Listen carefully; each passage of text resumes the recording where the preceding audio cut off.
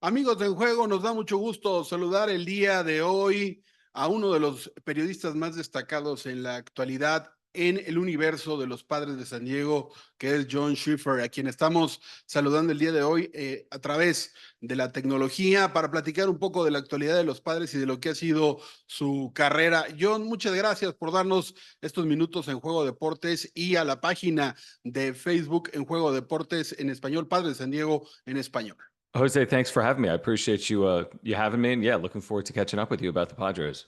John, platícanos un poco sobre tus inicios. ¿Tú siempre te imaginaste ser parte de un programa de radio hablado como el que tienes actualmente en Jon y Jim, un programa que se ha convertido en un referente dentro de la radio deportiva en San Diego, con 4 horas diarias de transmisión? ¿Era lo que tú tenías en mente al inicio de tu carrera?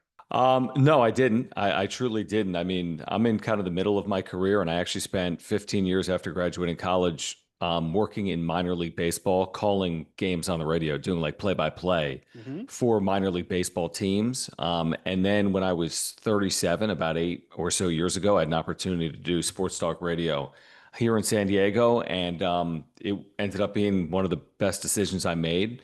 And it's been amazing being here at this time, covering a team like the Padres, especially with all the interest, in this kind of like post Chargers era of San Diego and the way the Padres have invested and spent and won.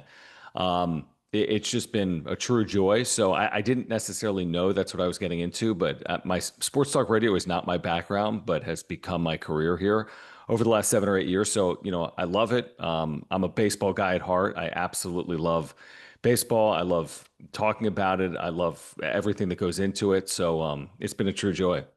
Are you a more a baseball guy or a NFL football guy? Baseball, Baseball. 100%. That's how I was as a kid. It's how I kind of like, I came up calling baseball games. So I feel like I have a good feel for the nuances, the inside baseball, so to speak, like what goes into a game more than just watching or seeing statistics. Just, there's so much that goes on in any one game. So I've always considered myself a baseball guy. You're always learning about the sport, which continues for me. But I mean, for 40 years, basically, I've been obsessed with baseball, and I remain obsessed with baseball here in my 40s. John, los que te seguimos constantemente nos damos cuenta de que tus opiniones no siempre, digamos que coinciden con el resto de los medios de comunicación en San Diego y creemos que en buena medida es porque estás en una estación que no transmite los partidos y que no es, digamos, la estación oficial del equipo de Padres y eso probablemente te puede permitir una mayor libertad. ¿Es así el estar en una estación que no está conectada al equipo y que quizá tiene algunos compromisos comerciales con el club, te puede un poco condicionar o esto no sientes que ha sido tanto impacto dentro de tu carrera? It is a great question. The advantages of being on a flagship station is you have a lot of listeners built into the station because they're there in the evening listening to the game. And then when the next morning comes around, they're already on your station. So you have a lot of that, cumulative audience. You have that audience built in. We have to really attract the audience. We got to build it each and every day. But the benefit of not being on the flagship station is that we can offer a fair critique in my mind, where when you're on Yes. a flagship, you may be slanted towards the home team, so to speak. And there's pros and cons of that. But I think what has separated me and Jim from maybe other people that cover the team is we really do offer our unbiased opinion on the team. That is our true goal. We want to be fair, but we want to be honest and we want to be transparent. And I think that does separate us from other shows in San Diego. And it's allowed us to carve out a lane. And, we've done it with such regularity now for years on end that we've been able to build up an audience and build on our reputation. So that's been our goal. That remains our goal. It's great to see the team playing well right now. But certainly we keep them honest, so to speak, on John and Jim.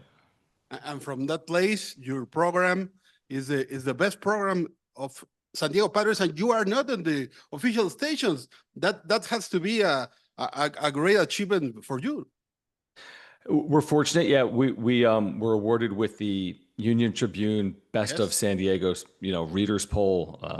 I'm not putting it perfectly, but basically best sports talk radio show in San Diego per the UT readers poll. And we're fortunate. We've won that award a couple of times in the last few years. So, yeah, I feel very fortunate because I feel like we've really put in the effort to appeal to Padres fans, right? I mean, we watch each and every game, we react to each and every game, we preview them in the afternoon, we talk about them in the evening on our wrap-up show on YouTube. So, I mean, we obsess over the Padres. I mean, it's kind of a 24/7, 365 job. It's in season, it's out of season. As news breaks, people turn to us to react to it and offer our opinions. And I feel fortunate that we've been able to do that. And it's out of like a true passion. And I think we've been able to develop that audience. Ya entrando en el terreno, John, de los Padres de San Diego en este 2025, hace algunos meses había grandes dudas, John, sobre lo que pasaría con los Padres. No había un jardinero claro por izquierda, el tema de los catchers que no bateaban, la rotación tenía huecos importantes debido a salidas de la temporada anterior y lesiones, pero ahora parece que después del límite de transferencias todo ha cambiado. La figura de AJ Preller ha sido siempre muy polémica en San Diego. ¿Cuál es tu impresión de AJ Preller? ¿Los consideras como muchos una especie de genio en cuanto al tema de cambios y de acomodo de jugadores? I think he did his job. I think a general manager can only do so much. I think ultimately, once you've put the team together, and I agree with his assessment after the trade deadline, which was we didn't want any weak links, so to speak, on the team. And Yes. I think they've created one of the deeper rosters in the sport. I think you could argue they had that in 2024, and they were close. I mean, they put themselves in a position against the Dodgers before they came up short, 3-2 in that NLDS. And I think that they feel as if they're even more well-rounded today than they were in 2025. As we know with sports, specifically baseball, the better team doesn't always win. I mean, all you can do is best position yourself, and I think that's what AJ Preller has done. Now, does that guarantee them winning a World Series? Of course not. That's not how sports work. But are they positioned to compete to win a World Series in 2025 and hopefully beyond? I would say yes. And now we'll just see where the chips fall. But this is certainly a playoff team. I mean, it would be absolutely shocking if they weren't in the postseason in 2025. It would be an utter failure and disappointment. And once they make the postseason, the question is, can they make a run further than they made in 2024? And I think they have the roster to do it. I agree. I think AJ Preller addressed the needs. He upgraded catcher and left field, his bullpen, even with Mason Miller from the Athletics. So I think he did his part. Now it's on the team and the coaching staff to put this team in a position to win.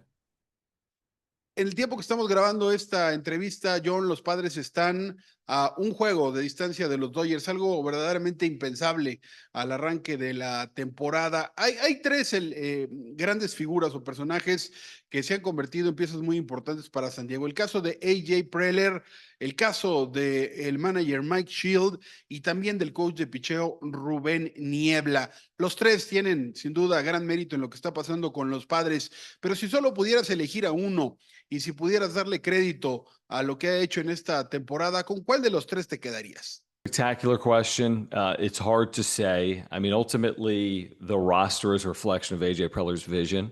And then Mike Schilt needs to then go out and put that team in a position to win each and every day, regardless of who's on his team that he was given by AJ Preller. And then Ruben Niebla has, the credit that Ruben Niebla gets, he probably remains underappreciated, even though in San Diego, he's, everyone's aware of his job and he's kind of a pitching whisperer, so to speak. But it's hard to give someone the most credit, as I think through it right now. I mean, I think Mike Schilt has done a really good job these 2 years, considering how 2023 ended with Bob Melvin and how Mike Schilt came in and kind of pointed this ship in the right direction or turned it around.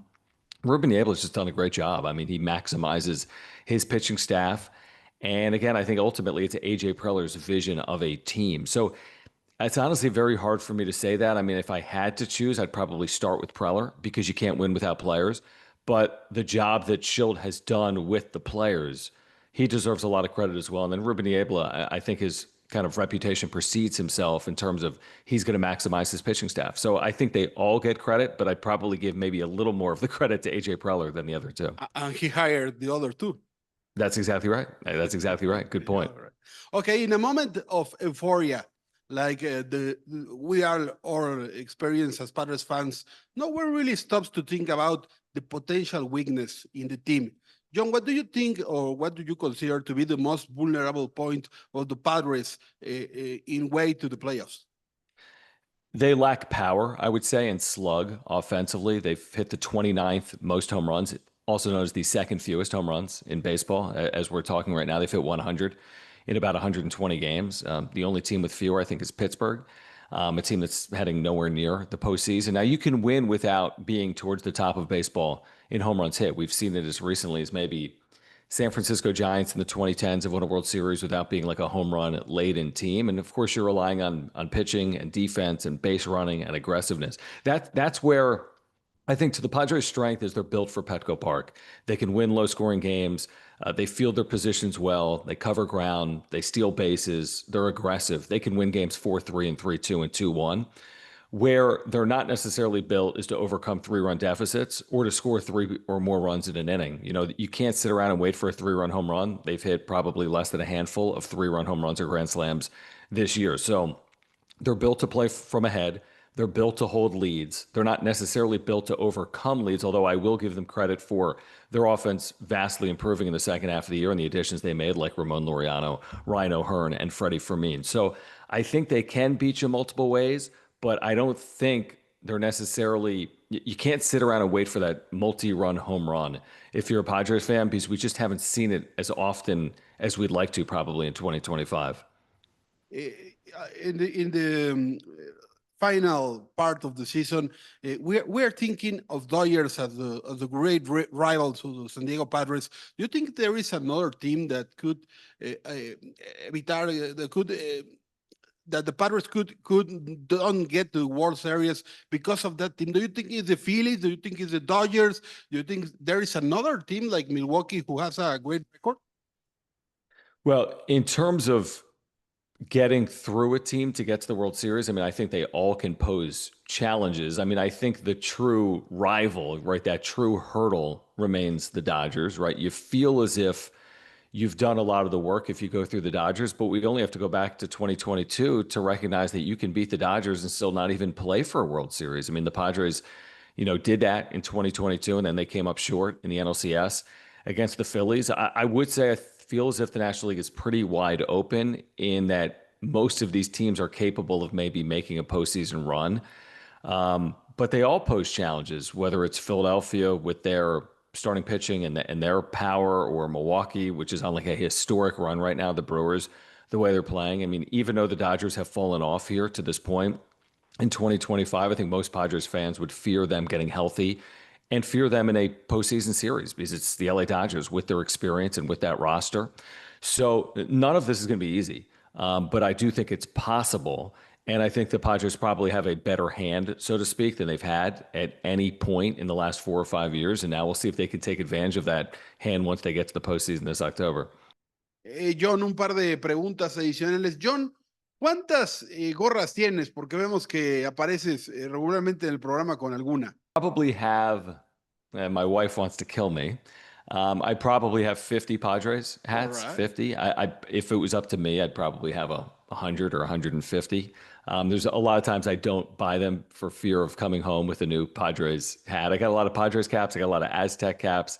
I just got a lot of fitteds, and I got a lot of hats in general. I love them. I love the different variations. I love when they combine different San Diego elements. Like maybe it's like a Padres, a farm team and the Padres, or maybe it's like a combined between like the Padres and the Aztecs. Or I love the different styles. And yeah, I try to wear them as often as possible on Jon and Jim or on the wrap-up show or when I'm around town. I'm typically wearing a hat. I wasn't sure what our interview today would look like, so I elected to not wear a hat, but I'm typically wearing a hat.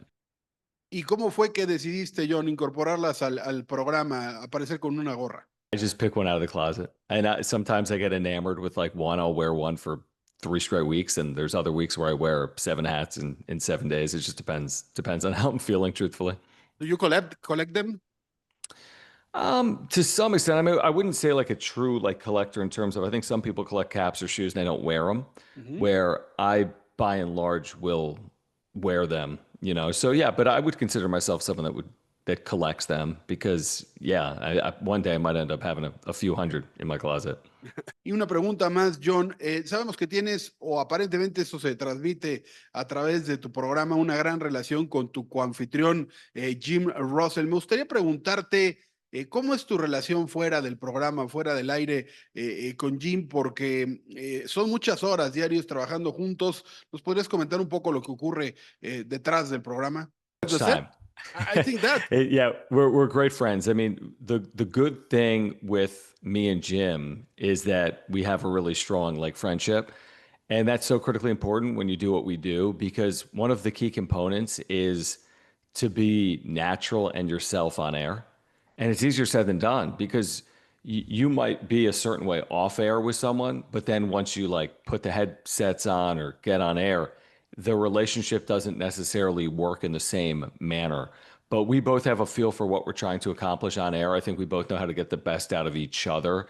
We like to have fun with each other, kind of, I poke at him and vice versa. So we just have like a good rapport. And I think the more you work with someone, the more you get a feel for them. But we've spent so much time working together on air, whether it's, again, a 4 hour radio show, then we basically do a nightly YouTube show talking about the Padres on the wrap up show. We've done so much for so long that we just have a good feel for how we want to accomplish our goals on the air. And yeah, we're friends off air. We go to like sports card shows together and we're texting constantly back and forth about the show and about various things. So I'm fortunate in that regard. It doesn't always work that way, but it works both on and off the air for us.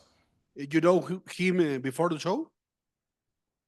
I've only known him for about 7 or 8 years. We've worked together for probably 5 or 6. The thing that really made it work is that we're both like baseball minds. Like we both are baseball fans first. We both understand the intricacies and the dynamics. We don't always see things the same way, which I think works because there's times that we argue over something, but we never let it be like personal.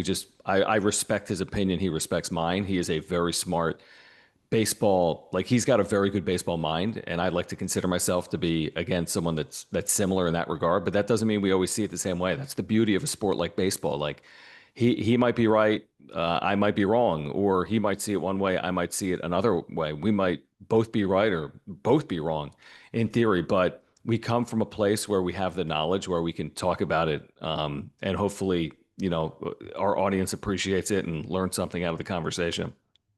Pues John invita a todos nuestros amigos de la página de Facebook San Diego Padres en español y de Juego Deportes a que sintonicen Jon y Jim todas las tardes a través del 760 en la radio deportiva de San Diego, y muchas gracias por estos minutos para En Juego. Yeah, how people can follow along. Yeah, I'm on social media at Jon Schaeffer, which is just JonSchaeffer, whether that's on like X or Instagram. And then, yeah, please find us. We're on San Diego Sports 760 and the iHeartRadio app from 2 to 6 on weekdays. We're also on YouTube. You can search for Jon and Jim 760. So that's 2 to 6 weekdays. And then we do the wrap-up show about 5 or 6 nights a week on YouTube talking about the Padres, basically every single night of the week other than Saturday following the Padres night game. And you can just search for the wrap-up show on YouTube.